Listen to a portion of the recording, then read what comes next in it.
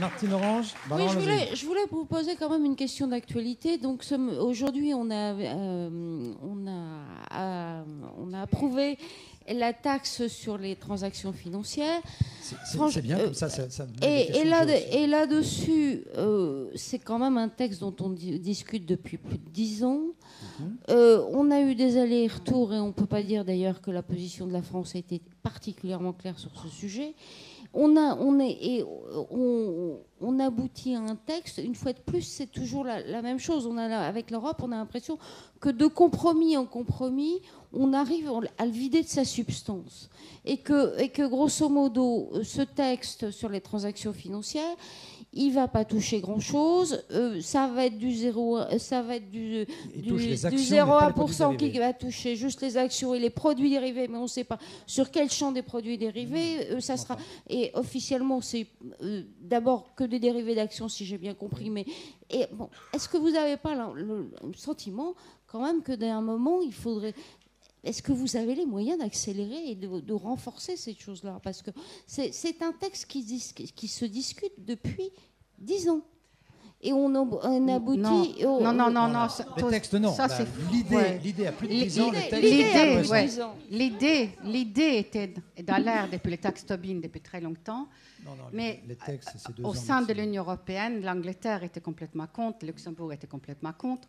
Donc, ce qu'on a utilisé, c'est les mécanismes de la coopération renforcée entre 11 pays qui, il y a 2 ans, se sont dit qu'on va faire une taxe sur les transactions financières qui va ressembler à quelque chose. Et l'idée était de taxer à 0,1 les produits financiers, les obligations et les actions, et 0,01 les produits dérivés, ce qui aurait rapporté même à 11 dans les 30 milliards.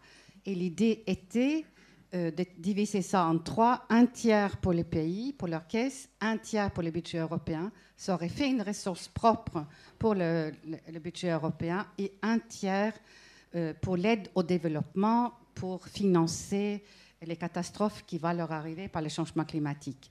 Cette idée-là a été tuée hier et ce matin. Ouais. Donc nous savons maintenant que la taxe sur les transactions financières, qui est une taxe moderne, une façon de taxer le capital, parce que nous n'arrivons pas à taxer le capital convenablement, ça y est, pour des raisons d'égoïsme nationaux, encore une fois, ça a été enterré parce qu'ils se sont mis d'accord sur une taxe à 0,1% sur les actions, oui, alors qu'en France, elle est déjà à 0,2%.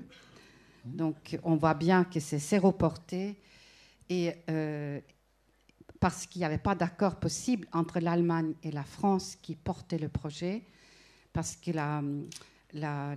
les Allemands voulaient qu'on taxe les produits dérivés, mais pas les spéculations sur les dettes souveraines, qui étaient leur spécialité à eux. Vous voyez, c'est les égoïsmes nationaux qui ont tué cette taxe. Et c'est bien triste. Est-ce que vous voyez le moyen de revenir sur cet accord à minima par le Parlement européen ?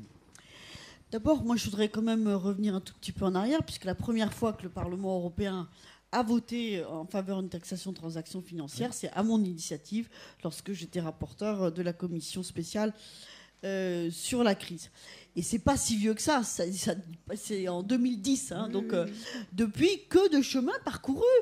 Et moi, je veux bien pleurer tout et dire que j'ai pas obtenu tout ce que je voulais. Et je maintiens que ma position, c'est ce que nous avons voté ensuite dans le rapport Podimata, qui dit clairement que nous ne voulons pas taxer ce qui fait l'objet des transactions ordinaires dont les ménages ont besoin pour leur vie quotidienne, mais que tout ce qui relève des actions et des produits dérivés doivent faire partie du champ de la taxation. Mais est-ce que pour autant, s'il y a un accord... Vous voyez, on est exactement dans une approche européenne. C'est-à-dire que, on n'a pas obtenu tout. Alors on arrête et on dit que rien ne s'est passé. Non. Déjà, non, mais, la question est de savoir, est-ce que vous voyez les moyens d'aller plus loin ? Oui, mais je viens là. Moi, je regrette une chose, c'est qu'on n'ait pas pu faire ça à l'échelle de l'Union européenne et que du coup, on a été obligé d'utiliser un mécanisme qui s'appelle la coopération renforcée, où le Parlement européen, du coup, n'est plus co-décideur de l'ensemble de la proposition, parce que je sais bien que quand on est co-décideur, on va plus loin. Mais est-ce que... qu'est-ce que je faisais ? Vous voyez, ça ne passait pas à 28. Est-ce qu'on laissait faire comme ça ou est-ce qu'on continuait exactement l'objet de la coopération renforcée, qui est là où ça bloque, d'utiliser ce mécanisme? Bon, moi je trouve que c'est un bon chantier pour utiliser la coopération renforcée, mais ça va pas assez loin. Et là où je rejoins Eva Joly, c'est que le point d'atterrissage, c'est le point des désaccords entre les Français, les Allemands et les autres sur le champ de ce qu'on doit couvrir comme dérivé. Donc moi je considère ça comme un rendez-vous d'étape. Je considère que c'est une grande victoire. Ça fait très longtemps qu'on n'a pas, qu'on n'a pas eu une initiative pour s'intéresser à la fiscalité du capital à l'échelle européenne. Et donc il faudra que dans le prochain mandat, on relance. D'abord qu'on regarde qu'est-ce qui se passe au niveau de la mise en œuvre de cette directive, parce que pour l'instant c'est un accord politique, il faut encore le traduire dans la réalité. Et je suis absolument certaine que le Parlement européen se saisira à travers un rapport d'initiative pour être acteur quand même dans la façon dont les États membres vont avancer dans la mise en œuvre de cet accord politique, qu'il faudra maintenir la pression pour aller plus loin. Mais ça encore, ça dépend du rapport de force qui sortira des urnes le 25 mai. Justement, je voulais poser la question à Mme Le Grip ou à M. Régis. Est-ce que vous êtes pour aller plus loin que l'accord d'aujourd'hui? Je vais répondre là-dessus, parce que les rapports Berès et Podimata auxquels faisait allusion Pervenche Berès, c'est des rapports que nous avons votés. Donc on a au cours de cette mandature, groupe PPE et particulièrement UMP.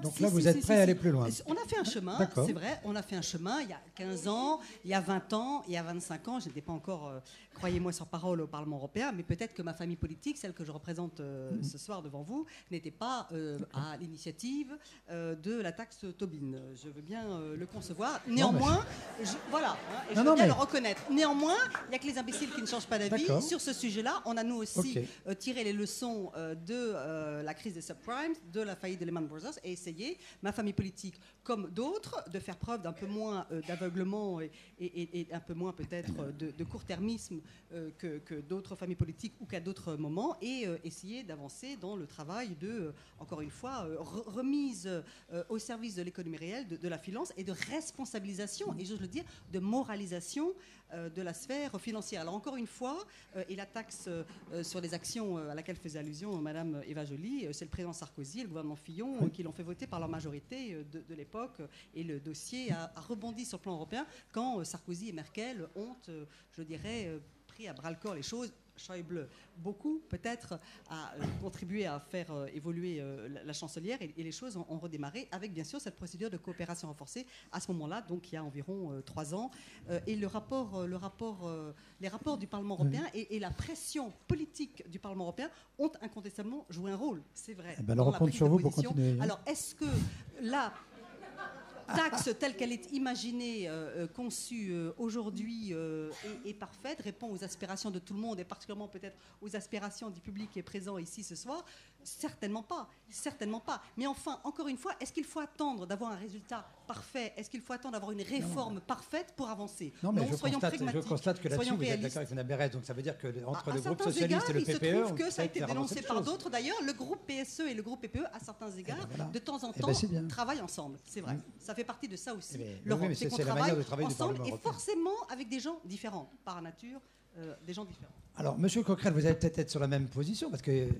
Non, nous on travaille rarement avec les groupes PPE. Vous n'êtes pas d'accord pour prendre ce qui est déjà aujourd'hui? Nous on travaille rarement avec les PPE et le PSE. Ah non, mais c'est pas ça, je vous demande pas de faire un accord. Sur la question des transactions financières. Oui, je vais répondre à cette question, mais j'allais dire, non, on ne va pas tout à fait d'accord. Non, je pense que malheureusement, en l'occurrence, nous on pensait que ça allait se terminer comme ça. Voilà. Et je le dis franchement, nous eussions préféré nous tromper. Voilà. Nous eussions préféré effectivement que les produits dérivés soient intégrés, puisque ça représente de loin la plus grande part en réalité des transactions financières sur lesquelles il faut taxer. Bon. Attendez, je donne 2 chiffres, parce qu'on dit que tel que c'est aujourd'hui l'accord, ça ferait 4 milliards, tandis qu'avec les produits dérivés, on monterait à 30 milliards. On voit tout de suite l'importance. Vous voyez vous-même la proportion. Bien.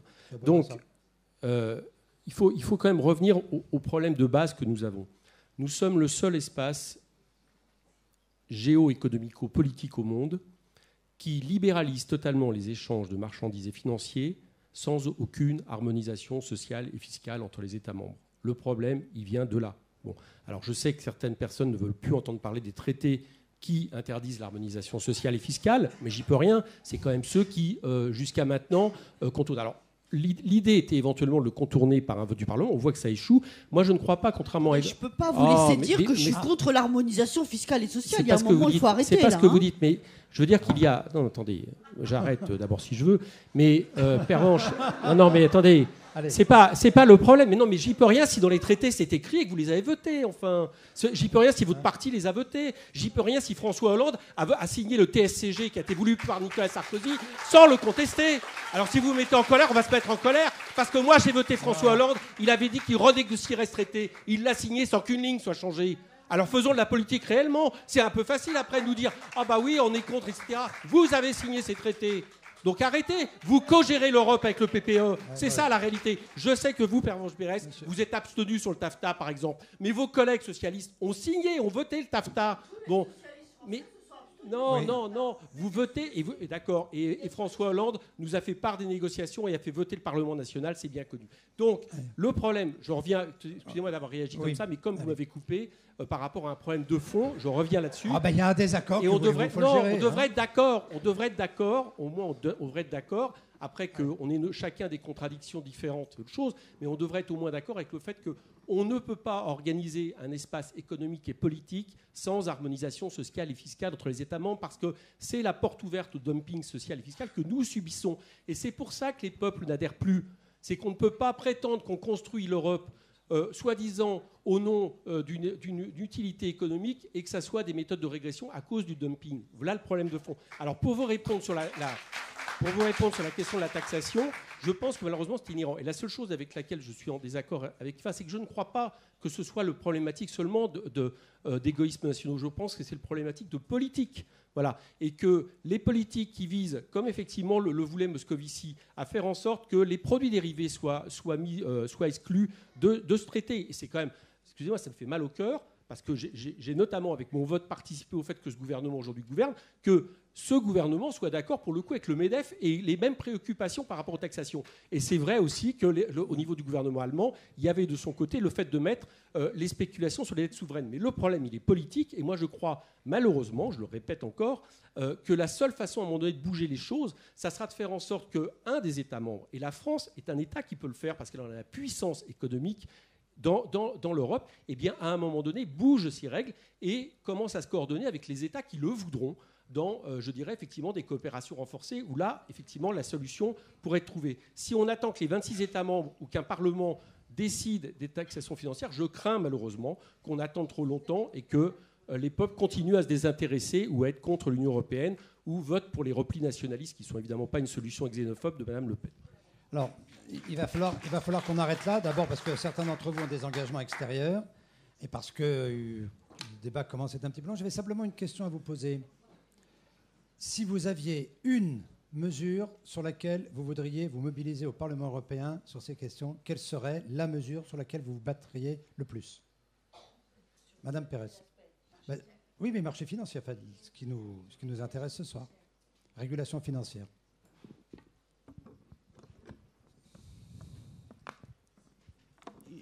Je comprends que ça va être le dernier tour de piste. Oui. Oui, c'est pour ça que je vous ai prévenu avant. Voilà. Donc je veux quand même répondre que je n'accepte pas l'idée que je ne me battrai pas pour l'harmonisation fiscale et sociale à l'échelle européenne. C'est inacceptable.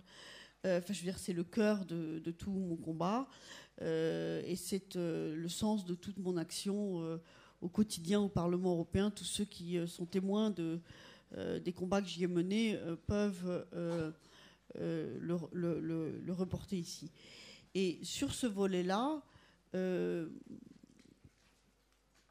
mon objectif principal dans le prochain mandat, c'est d'obtenir un rééquilibrage du traité pour que la Cour de justice, quand elle est saisie d'un droit social, ne fasse pas prévaloir la règle du marché intérieur. Je pense que c'est une affaire absolument essentielle. Je sais qu'il y aura d'autres révisions du traité, parce que on nous avait vendu le traité de Lisbonne comme étant le dernier traité avant longtemps. Depuis, il y a eu 3 révisions, donc il y aura d'autres révisions.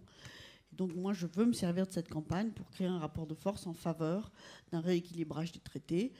La CES soutient cette proposition. C'est une proposition qui est inscrite dans le manifesto du Parti socialiste européen. Et elle est absolument essentielle parce que certains États membres se méfient des normes sociales comme étant des barrières non tarifaires, on peut le comprendre, mais l'équilibre qui fait que la règle du marché intérieur l'emporte toujours sur la règle sociale est une machine de guerre qu'il faut empêcher et qu'il faut rééquilibrer dans le traité. Je n'ai pas répondu à votre question. Non, mais je comprends. Pour répondre à votre question, je pense que le premier thème que nous avons abordé, qui est la question de la réforme de la structure des banques, est la question urgente s'agissant du chantier et du chapitre des marchés financiers. Mais en parlant des normes sociales, vous répondez incidemment à la question du traité transatlantique, parce que c'est aussi une des questions à l'intérieur du traité transatlantique. Oui, bien sûr. Madame Le Grip. Oui, pour rester dans le champ financier, bien sûr, parce que c'est sur la table et que ça sera la responsabilité des prochaines institutions, commissions et parlements, que d'y travailler, les projets de texte sur la restructuration des banques, bien évidemment. Sinon, alors, puisqu'on peut élargir un tout petit peu son propos, mais pas trop s'éloigner, on ne va pas ouvrir de nouveaux débats, c'est simplement la question, effectivement, du rapprochement d'un certain nombre de fiscalité, et je pense notamment à l'impôt sur les sociétés. Je pense qu'il est urgent de travailler à rapprocher nos taux d'imposition sur les sociétés. La concurrence fiscale. Madame Joly. Nous, qui sommes des députés, nous travaillons avec le traité tel qu'il est. Nous avons essayé de faire à l'intérieur de ce traité le mieux possible. Mais évidemment, nous sommes très conscients des lacunes et des manques de ce traité, d'absence de démocratie, d'absence d'initiative législative pour le Parlement, absence de dernier mot pour le Parlement, absence de contrôle de la Banque centrale, absence de politique fiscale commune qui entraîne cet cercle vers le moins-disant qui est si destructeur pour nos économies. Nous sommes porteurs, je suis porteur avec les écologistes, d'une vision d'une autre Europe, mais ça serait malhonnête de dire que dans la prochaine mandature, nous pourrions tout changer. Bien sûr que non. Nous ferons avec le traité tel qu'il est le mieux possible, avec les marges qui existent. Et nous sommes créatifs et nous inventons des choses. Votre priorité et dans donc, ce domaine, votre oui, priorité. Donc la priorité pour moi, elle est double. Elle est de finir la législation bancaire, d'arriver et obtenir la séparation des banques d'investissement, des banques de dépôt, et de veiller à ce que l'exception qui figure déjà dans le texte de la Commission au profit des États qui ont déjà mis en place une loi bancaire ne s'applique pas en notre pays parce qu'elle est insuffisante. Donc nous serons très vigilants dessus.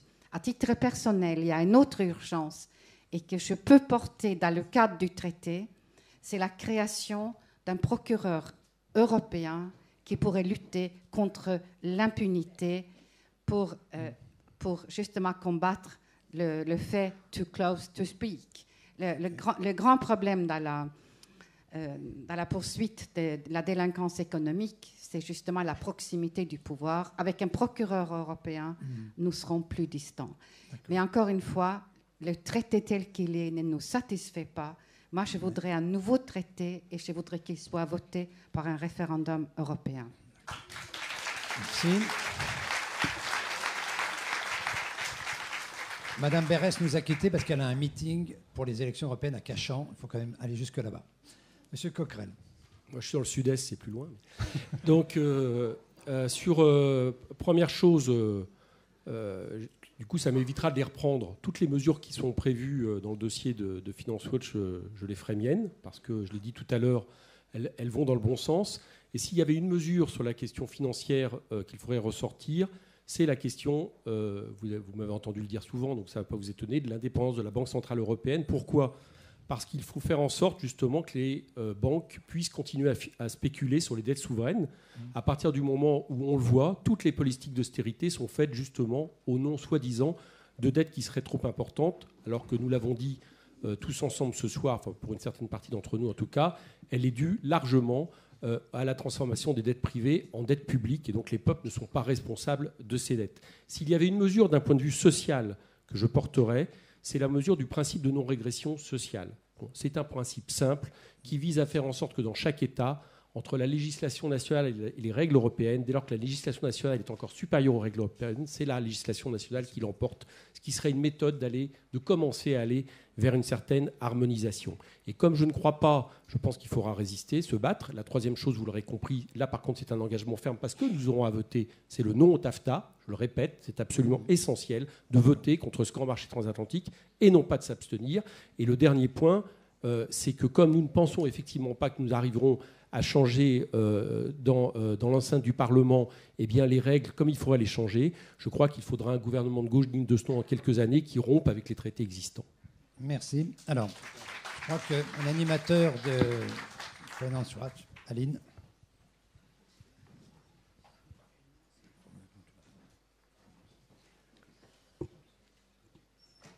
Alors, c'est une difficile tâche que de clôturer cette séance de débat, mais on en retiendra plusieurs choses. En tout cas, je tente une tentative de conclusion. D'abord, l'intérêt pour le sujet. Même si certains sont partis, on reste quand même relativement nombreux dans cette salle. Et l'intérêt pour le sujet de la réglementation de la finance semble réel. Le sentiment d'urgence toujours vivace.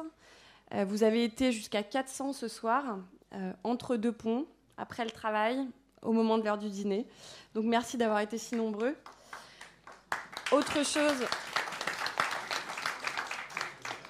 Autre chose qu'on retiendra, c'est l'étendue du sujet. L'ont démontré les discussions de ce soir, la richesse des sujets traités, la richesse des questions posées aussi. Désolée de ne pas avoir pu les amener toutes et vous n'aurez peut-être pas retrouvé tout, mais a priori, on avait fait une sélection où on n'était pas très loin. Il y en avait beaucoup qui nous sont arrivés. On a parlé d'union bancaire, de taxes sur les transactions financières, des banques trop grandes pour faire faillite, des paradis fiscaux, des flux illicites, du traité transatlantique en discussion qui se négocie à porte fermée et pourrait mettre à mal la capacité des États de l'Union européenne à réglementer la finance, la représentation de l'intérêt général dans les débats, les contraintes politiques aux réformes, la puissance du lobby financier, la titrisation, la responsabilité pénale des dirigeants, j'en ai sûrement oublié. Donc, autre élément qu'on peut retenir, c'est l'ampleur de la tâche qui est au-devant de nous et au-devant des futurs députés. Dernière chose que je voudrais mentionner, c'est le fait qu'il n'est, en tout cas dans ce qu'on devrait retenir, c'est le fait qu'il n'est pas impossible, et de loin, d'avoir un débat public et démocratique sur le sujet de la réglementation financière. Il ne doit pas rester l'apanage des experts, ce qu'on a souvent entendu et qu'on doit clairement refuser.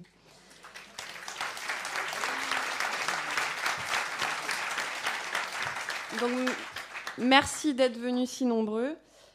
Finance Watch et ses membres vont poursuivre le travail lancé il y a 3 ans avec le prochain Parlement européen.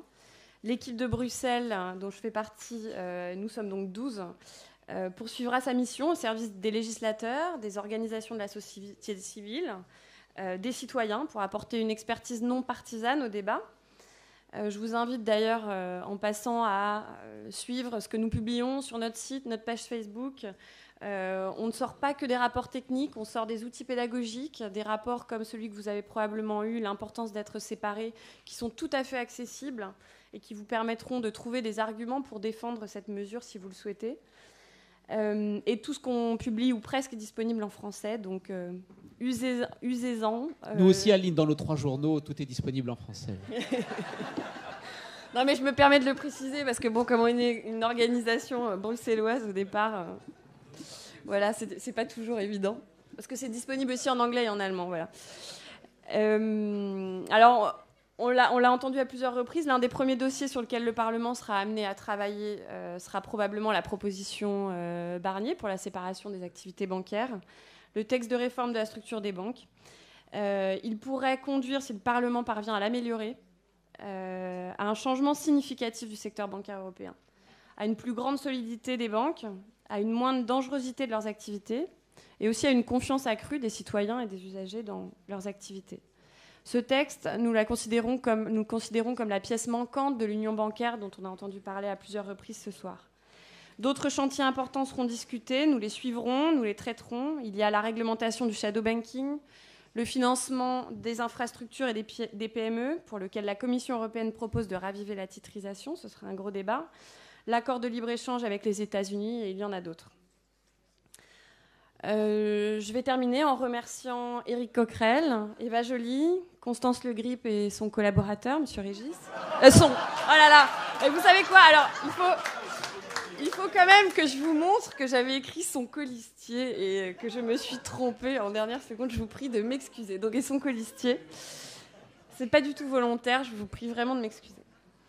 Pervenche Berès, qui est partie, d'avoir accepté notre invitation, d'avoir partagé avec nous votre analyse et vos objectifs une fois élu eurodéputé. On a pris note de vos engagements. On souhaite vous donner rendez-vous dans 2 ans pour un bilan à mi-mandat et réévoquer les différents dossiers et vos engagements. Donc merci à tous. Continuez le débat, parlez-en autour de vous, diffusez et bon vote. Bonne soirée.